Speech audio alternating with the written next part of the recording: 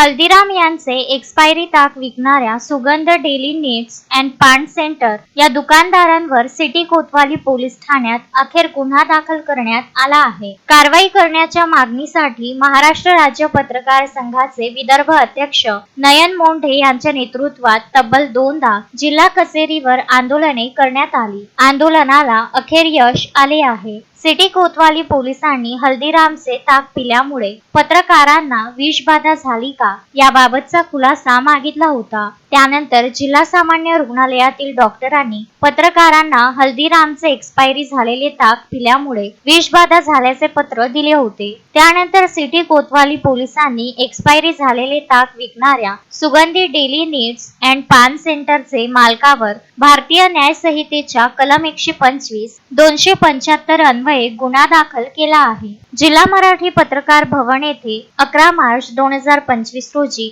हिंदवी स्वराज्य प्रतिष्ठानने आयोजित केलेल्या पत्रकार परिषदेमध्ये पत्रकारांना हल्दीरामचे मॅन्युफॅक्चरिंग 7 एप्रिल 2024 तर 6 ऑक्टोबर 2024 एक्सपायरी डेट असलेले 7 महिन्यापूर्वीचे एक्सपायरी असलेले हल्दीराम यांचे झटका मटका मसाला ताक देण्यात आले होते। हल्दीराम यांचे ताक पिल्याने देशोन्नतीचे पत्रकार विनोद इंगळे, सिटी स्कॅन यूट्यूब चॅनलच्या संपादिका अर्चना रक्षे, वंदे भारत न्यूज चॅनलचे पत्रकार सोमेश्वर जेवडे या 3 पत्रकारांना विषबाधा झाली होती। त्यामध्ये विनोद इंगळे व सोमेश्वर जेवडे या 2 पत्रकारांना जिल्हा सामान्य रुग्णालयात तब्बल 4 दिवस उपचार करावे लागले होते। हल्दीराम यांचे एक्सपायरी ताक विकणाऱ्या दुकानदारावर कारवाई करण्यात यावी ही मागणी घेऊन सातत्याने महाराष्ट्र राज्य पत्रकार संघाचे विदर्भाध्यक्ष नयन मोंढे यांनी पाठपुरावा केला आहे। जिल्ह्यात अशा प्रकारे एक्सपायरी तारीख संपलेले शीतपेय विकणारी अनेक दुकाने आहेत। त्या सर्व दुकानाची तपासणी करून दोषी आढळणाऱ्या दुकानदारांवर कारवाई करण्यात यावी। काही दुकानदार पैशासाठी एक्सपायरी तारीख संपलेली उत्पादने विक्री करून नागरिकांच्या आरोग्याशी खेळत आहे।